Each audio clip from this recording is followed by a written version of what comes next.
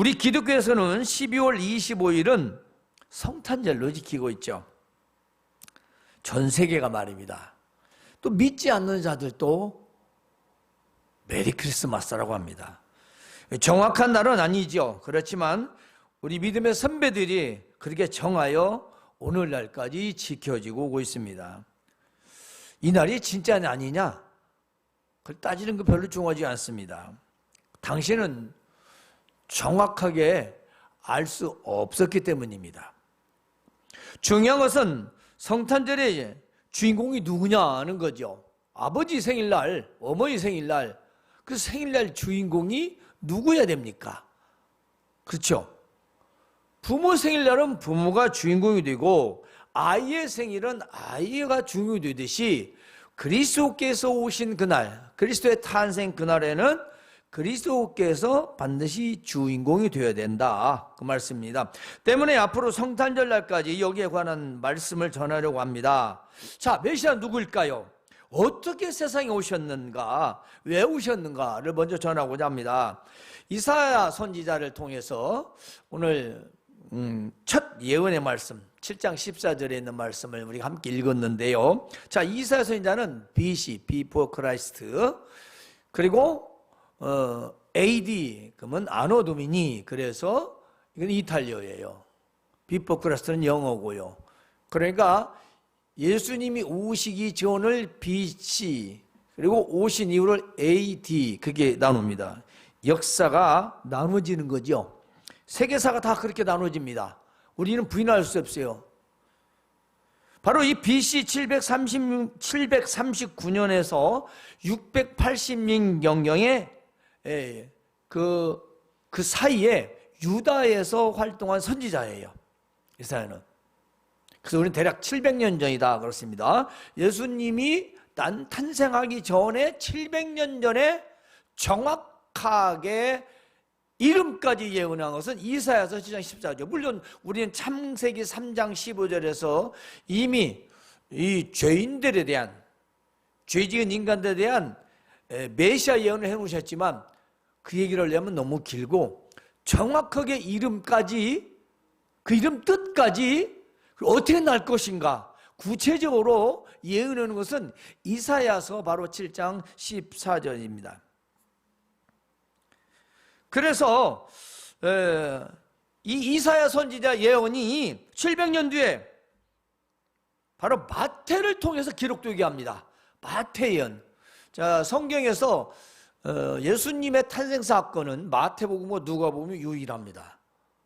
거긴 아주 구체적으로 자세하게 나와 있어요. 다른 성경은 이제 우리가 의미를 해석하면 그 의미를 알 수 있지만, 이게 모든 태어난 날, 장소, 어떻게, 이런 사건의 내용으로 기록된 것은 바로 마태복음과 누가복음인데요. 자, 우리는 마태복음이 첫 성경이니까, 신약 성경이니까 이 마태복음은 예언의 성취입니다. 그래서 처녀 잉태와 이름이 임마누엘, 성별은 남자.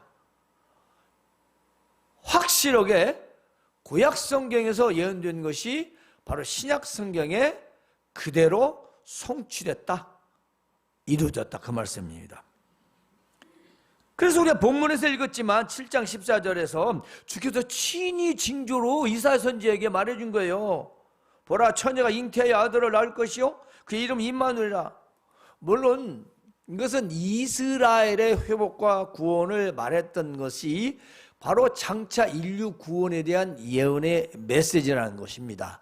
그러니까 모든 성경 신학자들이나 신학자들도 동일하게 인정되는 말씀이죠. 이게 어떻게 700년 전 것이 마태복음 맞냐? 마태복음에 써 있잖아요. 마태복음 1장 21절, 22절, 23절에 이게 구약에 이사야 선지자가 말했던 것이 일어났다. 아기 탄생이 바로 이건 지금 얘기가 아니라 이사야 선지자를 통해서 미리 다 얘기해 오는 것이다 라는 것입니다. 우리가 믿는 그리스도 예수님은 뭐 세계 4대 성인 중에 한 명이 아니에요. 메시아입니다. 그리스도입니다. 하나님의 아들이십니다. 그래서 우리가 마태복음 1장 21절에 이름도 예수 아들을 낳을 것이고 그 뜻도 이났어요. 이름이 예수. 예수라는 이름은 자기 백성을 그들의 죄에서 구원할 자라. 그러니까 백성들이 지은 죄가 있는데 그 백성들 죄를 대신해서 거기에서 구원하실 자다. 그래서 간단히 줄이면 구원자라는 뜻입니다. 내가 믿는 신이, 그분이 누군가는 우리는 알아야 할 거 아니겠어요? 그렇죠? 누군지는 알아야죠. 뭐 하나절까지 다 알 수는 없지만 그래도 기본적인 건 알고 있어야죠. 그렇지 않습니까? 기본이잖아요. 기본적인 건 알고 있어야 돼요. 이것은 주께서 선지자로 하신 말씀을 이루려 하심이니 보라, 처녀가 잉태하여 아들을 낳을 것이요 그의 이름을 임마누엘이라 했으니, 이를 번역하니 임마누엘이라는 말을 번역했더니 하나님 우리와 함께 계신다 뜻이에요. 그렇다면 무슨 뜻이겠어요? 하나님께서 아들을 보내셔서 내 대신 너희와 함께 있다라는 거 아니겠어요? 그렇잖아요. 어떤 분은 하나님이 예수님이고 예수님이 성령님이고 이렇게 막 혼돈을 가져오는 분도 있어요. 뭐가 정립이 안 돼서. 그러면 제가 몇 번이고 도깨비 신을 만드는 거라고. 어떻게 아버지가 아들 되고 아들의 성령 돼? 그럼 도깨비지 그게 신입니까? 인격적이지 못하다는 거죠. 분명히 아버지 하나님 있고 아들 하나님 있고 성령 하나님이 계시는데 이걸 우리가 과학적으로나 숫자적으로 우리는 이해할 수 없다. 오직 믿음으로만 알 수 있는 거다. 셋이 하나고 하나가 셋인데 그게 우리 인간의 그 조그마한 두뇌로 해결이 됩니까? 우리 수명도 맘대로 못 하는데. 그렇잖아요. 그 조그마한 두뇌로 자꾸 계산해가지고 뭘 알려고 하는 거. 큰 메시아가 누군지 관심은 없고 자기 머리가 자기 생각이 더 좋다라고 교만하다는 것입니다. 하나님이 우리와 함께 계시려고 아들을 보내서 오셨다는 거예요. 왜냐? 하나님과 아들, 성령은 다 하나시니까. 이 성춘형을 보면요, 메시아 탄생 전에 이사야 선지자를 통해서 아들일 것과 이름 그리고 그 이름의 뜻까지도 이미 BC 700년경에 기록됐다는 겁니다. 그래서 이 메시아의 신분은요, 하나님의 아들이 동정녀의 몸에서 잉태되어 나신다는 거예요. 다른 성경에 보면요, 유대 땅 베들레헴까지 나와 있습니다.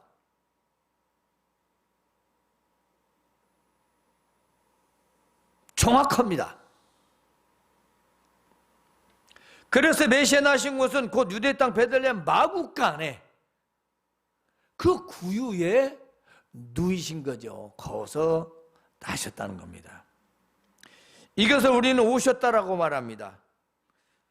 왜냐하면 예수님의 이름 뜻이 자기 백성을 그들을 위해서 구원할 자이고 그들은 그리스도요, 메시아요, 하나님의 아들이기 때문에 만들어진 게 아니라 오셨다라고 말합니다. 오셨다. 어디 계셨다? 오셨다라는 거죠. 이렇게 메시아 오시아 사건은요, BC와 AD로 인류 세계사 역사가 연대가 나눠집니다. 우리 이걸 부정할 수 없어요. 학교에서 다 배우는 거예요. BC, B.C, A.D 다 배워요. 그러면서도 이게 왜 그러는지는 전혀 관심이 없는 거죠. 온 세상이 다 거기에 맞춰져 있다니까요. 이게 진짜인데도 그 뭐요? 예수님이 오시기 전이 BC고 예수님이 온 뒤가 A.AD란 얘기예요. 아노도민이라고. 이게 나누는 역사가 그리스도에 왔으니까 나눠졌지. 안 오셨으면 이거 왜 나눠졌겠어요? 나눠질 일이 없지.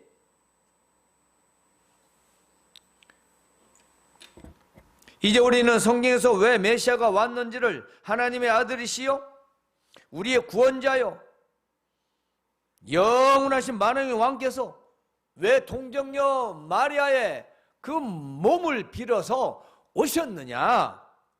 우리가 뭐 수많은 죄 때문이다 그럴 수 있습니다. 물론 죄 한마디로 하면 죄입니다. 자, 아담과 하와의 범죄는 기본입니다. 그건 기본이에요. 그렇지 않다면 굳이 메시아가 오셔야 할 이유가 없는 거죠. 그런 내용을 우리가 말씀을 통해서 갈라디아서와 에베소에 있는 말을 통해서 한번 잘 생각해 보자는 겁니다. 그 첫 번째가 뭐냐면 율법에서 구원하시러 오신 메시아라는 거죠. 자, 율법을 범하는 자는 반드시 죽어야 합니다. 그런데 죽지 않는 방법도 있었어요. 그게 뭐냐면 흠없는 짐승을 대신 잡아서 속죄 제물로 드리는 겁니다. 그럼 사람이 살아요. 그렇게 계속했어요. 왜냐? 아담과 하와의 범죄 이후로 인간은 엄청난 범죄를 저지르며 살아왔어요. 그래서 모세를 통해서 그 10개를 포함한 율법을 주시고 이렇게 살아라. 이렇게 살지 않으면 이런 벌을 받는다. 또 이렇게 살아라. 이렇게 살면 너에게 축복이 있다. 라고 하라와 하지 말라는 명령, 그리고 지켜야 하는 우리가 윤리, 도덕, 그리고 형사법, 민사법까지 모든 통틀어서 바로 모세를 통해 주셨습니다. 그들은 애굽에서 한 사람이 억압받는 통제 속에 살았기 때문에 자기들 잘조를 뭘 할 수 없었어요. 그들을 구원해서 광야에 살게 보니까 우리 요즘 세상 말로 개판이거든. 그래서 법을 주신 거예요. 그게 바로 모세율법입니다. 그래서 모세율법은요, 하나님께 받은 것이고요, 죄를 알게 하는 거죠. 자, 무슨 말씀이냐면, 저는 이걸 지금 여러 번 얘기했어요. 전에 횡단보도가 없을 때는 도로를 막 뛰어다니도 아무도 과태료를 물게 하지 않아요. 범칙금도 안 물어요. 욕을 먹으려고는 몰라도. 왜 그러죠? 횡단보도를 위반한다는, 횡단보도를 무단횡단하면, 도로를 무단횡단하면 어떤 죄를 해야 할 명이 없어요. 그렇잖아요. 없어요. 없는데 어떻게 처벌을 해요? 안 되죠. 그처럼 지금은 무단횡단하면 도로교통법에 걸리잖아요.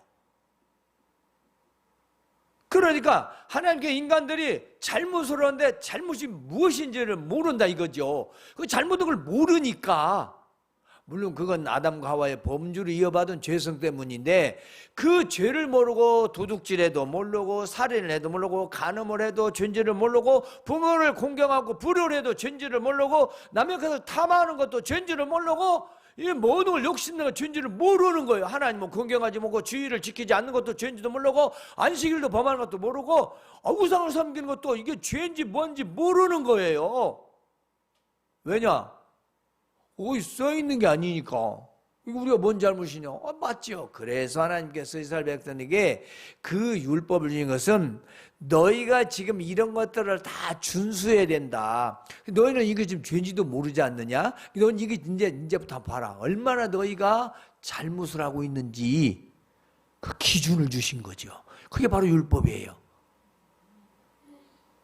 우리나라도 마찬가지잖아요. 전 세계 마찬가지잖아요. 그 법이란 게 있으니까, 뭐 북한에서 미사를 쏘던가 말던가 그게 뭔 죄요. 그러나 국제법상 서로 협의를 했기 때문에 그걸 위반하면 죄인 거예요. 그거 전에는 뭐예요? 죄가 아니요. 핵폭탄을 맞아 쏴버든가 말든가 지 나라에서 자기가 하는데 뭔 잘못이요. 물론 뭐 그 법을 지키지도 않지만, 그러나 그걸 위반했다. 뭐 제재를 가겠다 하는 건 뭐예요? 그 법적인 근거가 있기 때문에 그런 거예요. 따라서 율법은 우리 인간의 모든 행위가 잘됐는가 잘못됐는가 할 수 있는 죄를 알게 하는 것이었습니다. 그런데 이 율법 아래에는 누구든지 그 율법을 다 지켜야 합니다. 하지만 온전히 다 지킬 수가 없다는 거죠. 완벽한 사람 없다는 거예요. 그래서 뭐가 죽어요? 하나님께서 통로를 만들게 바로 제물을 주게, 즉 속죄제물, 짐승이 인간의 죄를 대신해서 주고 간 거예요. 그래서 그 번제라는 말은 요울라라는 히브리어인데 올리다라는 뜻이에요. 그리고 안수, 그건 죄를 전가하는 거예요. 그 구약의 안수는 죄를 전가하는 거였어요. 물론 축복이 할 수도 있지만 그 짐승에게다 버렸던 건 내 죄를 짐승에다 옮겨서 그 짐승이 대신 죽어갔다 이 말이에요. 그리고 그걸 하나님이 태워서 받으시면 그래 하고 용서를 하신 거예요. 그러나 율법, 이 모든 것들을 사람의 의로운 행위로는 구원받을 수 없다는 걸 말합니다. 다 지킬 수 없다. 율법을 온전히, 율법이 하나만 어겨도 다 어긴 것 똑같다 이 말이에요. 완벽하게 우리는 지킬 수가 없다. 그러니까 죄에서 떠날 수가 없다는 거죠. 따라서 이 율법에 매여 사는 사람은 곧 율법 아래에 있는 자요. 율법 아래 사는 건 종노릇이라 이 말이죠. 그걸 지키기 위해서 하기 싫어도 해야 되고 못마땅히 돼야 되고, 오늘날도 믿음 생활하시는 분들 마치 못마땅해서 끌려다니기 싫어하는 사람들도 있어요. 그 종노릇이에요. 종노릇. 그 종노릇 신앙 되면 안 돼요. 우리가 누군데? 에? 우리가 누구예요? 하나님의 자녀들 아닙니까? 메시아 그리스도를 우리가 구주로 믿고 하나님의 자녀가 되어서 우리는 지금 자유인이 된 거예요. 근데 우리가 종노릇을 하듯이 그렇게 믿으면 안 되죠. 잘못된 이단들이, 그리고 거짓 가짜들이 기독교 이름을 걸고 얼마나 많은 죄들을 졌습니까? 추악한 죄죠. 정말로 용서받지 못할 그런 죄악들이, 추악한 죄들이 얼마나 많습니다. 사람을 종으로 만듭니다. 심적으로 그들을 압박하고 그들을 계속 지배해서 자기들이 원하는 것도 얻어내게 하고, 입에 담을 수 없는 추잡한 행동, 더러운 행동들만요. 자, 여러분, 우리가 갈라디아서 4장 3절 5절을 보면요, 우리의 과거 상태를 알 수 있어요. 적어도 우리가 예수 믿기 전, 예수 믿었으나 형식적으로 믿을 때, 우리가 신앙생활 할 때 온전한 우리가 믿음이 오지 못해서 반쪽이거나 의심하면서 믿었던 참된 신앙 이전의 모습을 말해놨는데요. 자, 초등학문과 율법 아래에서 영적으로 종노릇했다 그렇습니다. 이 초등학문이라는 말이 무슨 뜻이냐면 헬라어로 다스토케이아 투 코스모, 코스모는 우주를 말하는데요. 이 타스토이케이아 아는 지식, 철학적인 걸 말하죠. 세상에 기초학문. 이 기초학문이라고 하는데 서양 사람들 그게 굉장히 유명한 학문이에요. 철학. 그러면 굉장히 수준이 높다고 하잖아요. 그래 골로새서 2장 8절 보면요, 누것된 속임수와 철학, 세상 학문은 기초, 초등학교 들어가기 이전에 유치원, 그 수준이라는 거예요. 근데 우리는 세상에 그 학박사, 석사 이런 사람 훌륭하면 그 사람들이 엄청난 것처럼 생각해요. 아니요. 그건 유치원생도 안 돼요. 그건 유치원생도 아닌 거예요. 근데 그 유치원생도 아닌 거 엄청난 것이 우리는 한없이 부러웠기에 쳐다봐. 문제죠. 자, 우주의 기초적인 이 것들을 말하고 있는데요, 이 초등학문은 세상의 기초 원리요, 세상의 철학과 모든 우상, 미신, 헛된 것, 그리고 악한 영들까지 포함합니다. 그래서 이 우주의 기초 영들이 뭐냐면 해, 달, 별, 비, 바람 등, 이 우주 안에 우리가 쉽게 근접할 수 없는 것들, 뭔가 잘 모르는 것들, 그죠? 우리가 해, 달, 별, 우리는 성경을 봐서 하나님 말 창조하셨다지만 서양 사람들한테는 별신, 달신, 해신 다 글잖아요. 지금도 여전히 그걸 따르는 사람들이 있고요. 자, 세상의 기초적인 것들인데요, 철학, 지학, 지혜, 지식, 또 기본적인 도덕적인 원칙인데요, 뭐냐면 윤리도덕을 말합니다. 세상의 도덕과 윤리를 말하죠. 그죠? 공자사상이랄지. 자, 세상의 기본 원리가 또 뭐냐? 물질, 권세, 명예, 성공.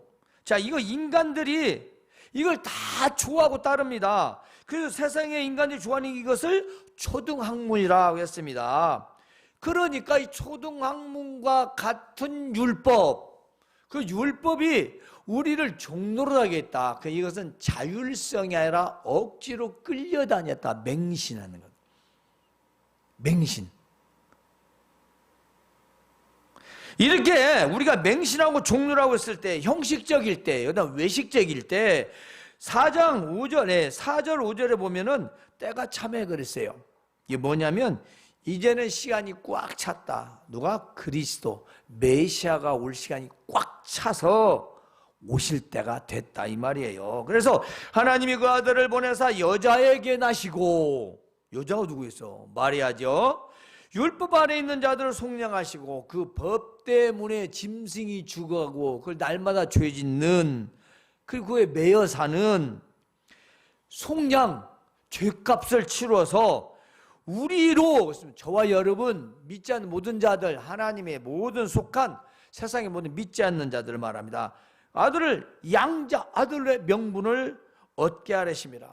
이게 바로 하나님의 아들을 보내신 이유예요. 바로 메시아 그리스도를 보내신 이유라는 거죠. 한 여자를 통해서, 동정녀 마리아를 통해서 나게 하셨다 말은 사람의 잉태가 남자의 정자와 난자가 만나는 이런 것이 아니요, 성령으로만 잉태하되 하나님만이 하실 수 있는 것이죠. 우리 인간은 불가합니다. 우간다에서 70세 여성이 쌍둥이를 임신했어요. 아직 건강한데 출산했어요. 근데 제왕절개에서 낳았대요. 70살 여성이. 근데 그 남편이, 첫 남편은 죽었고 둘째 이제 파트너를 만났는데 사이에서 생긴 건데, 거기 남편이 와보지랐는데요.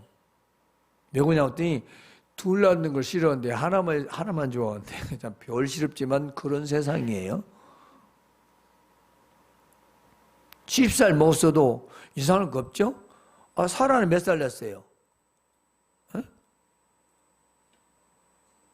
아브람 100세, 사라 99세. 100세에 얻은 아들이 있으니까 70세 이상은 없지만 처녀의 몸은 아니라는 거죠. 남자와 여자와의 그런 관계 속에서 생명이 잉태되는데, 요즘은 별의별 다 하나님의 섭리를 흐트러버리고 또 하나님의 섭리를 회방하는 그런 일들이 의학적으로 일어나고 있지만 결국 오래가지 못하죠. 그러나 우리가 그냥 처녀 혼자 임신했다. 이것은 불가한 중에 불가한 거죠. 바로 그 불가한 그것을 통해서 하나님의 아들은 오셨다는 겁니다. 따라서 우리는 죄와 허물로 이미 죽었던 자들입니다. 그래서 죽었던 우리를 살리러 오신 거예요. 죽었다는 과거형이잖아요. 죽었던이니까. 죽으려다가 아니라 죽었던, 이미 죽었다라는 거예요. 자, 우리는 뭐로? 죄와 허물로 이미 죽었다. 아담과 하와의 범죄로 죽었고 세상 살아오면서 이미 우리 다 죽은 거예요. 그 죄를 용서받지 못하니까. 아무리 짐승을 또 잡아들여도 현생의 죄를 용서받는 거지 그 아담과 하와 죄까지 용서받을 수는 없었다는 겁니다. 에베소서 2장 1절에서 8절 9절까지 보면 결국 그 말씀인 것입니다. 아담과 하와가 에덴 동산에서 하나님께 범죄했습니다. 그는 다 알고 있어요. 불순종이요, 교만입니다. 자, 우리 모두는 그래서 세상의 풍조를 따랐어요. 뭔 말인가요? 세상에서 좋다 하는 것, 세상에서 인기 있다 하는 것, 세상에서 나를 유혹하는 것들, 세상에 나를 좋게 해줄 것 같은 것들, 그런 것들을 우리는 쫓으며 사는 게 세상 풍조예요. 썬데이 신자가 특징이 뭡니까? 주일 예배 잘 드리고 나가서 월요일부터는 세상 사람들로 똑같이 사는 거예요. 그게 썬데이 신자, 썬데이 모닝 신자. 아침 예배만 드리고 그것도 딸랑 가서 오후부터는 지세상이에요. 그게 뭐냐면 지금 죄와 허물 가운데 있다는 걸 모르는 거죠. 자, 들어보십시오. 이 세상 풍조라는 게요, 세상 사람들이 하는 걸 믿음 없이 행하는 거예요. 세상 사람들이 하는 것을 믿음으로 분별해서 하는 것은, 그것은 신앙이나 믿음 있는 자가 세상에 하는 사람들을 분별도 없이 그냥 막 따라서 하는 거예요. 남이 이렇게 하니까 나도 이렇게 하고 이렇게 그건 다 세상 풍조예요. 여기다 투자니 나도 한번 해보고 여가 뭐니 저거 잘 되니 이거 하고 뭐가 그 사람들 묻지도 따지도 않고 잘 됐다면 다 그걸 따라가. 멋이고 유행도 따라가고 풍조. 뭐 과거나 지금이나 다르겠습니까? 그래서 어떤 사건이 일어나요? 노아 사건. 노홍수제입니까? 믿는 자들이 믿지 않는 자와 그런 결혼 부부 무분별한 진짜 함부로 단순히 뭐 불신자와 뭐 신자애라 무분별한 혼인 결혼 아주 난무한. 그래서 결국은 타락으로 말미암아 어디에 있습니까? 홍수를 맞게 되죠. 홍수 심판입니다. 또 하나 있습니다. 소돔과 고모라 봐보세요.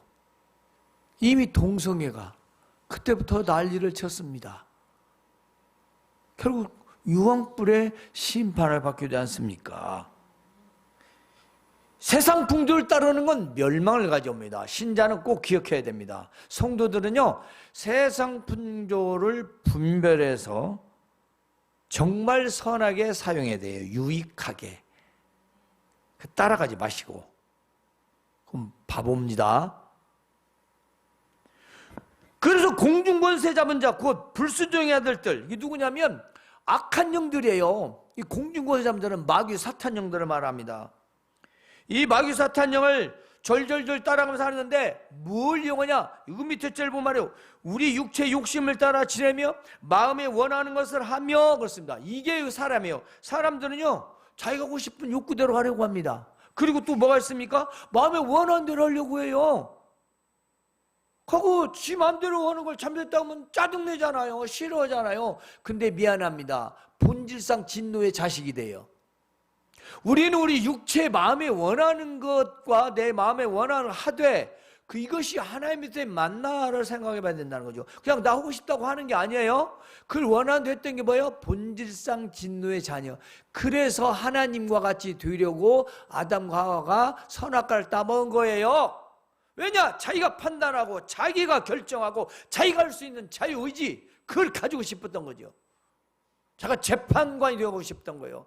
야, 너 하지 마. 그게 아니라 내가 너 하지 마. 너 잘못해서 그게 되고 싶은 거죠. 그게 뭐예요? 내 마음 육체에 원하는 것. 내 마음의 욕구를 내 스스로 결정해서 옳고 그름 선과 악도 내가 판단해서 내가 결정하는 내 인생이 내가 재판관이 되고 싶은 게 하나님과 같이 되는 거예요. 우리가 그러다면 무슨 뭐 내 마음이지 뭐 이렇게 이미 자기가 하나님 된 걸 몰라요.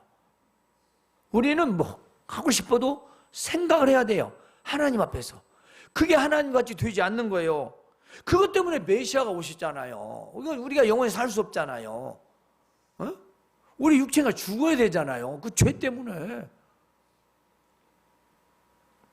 이게 뭐냐면 바로 공중권세 자본자 유혹이에요. 우리 마음을 자꾸 건듭니다.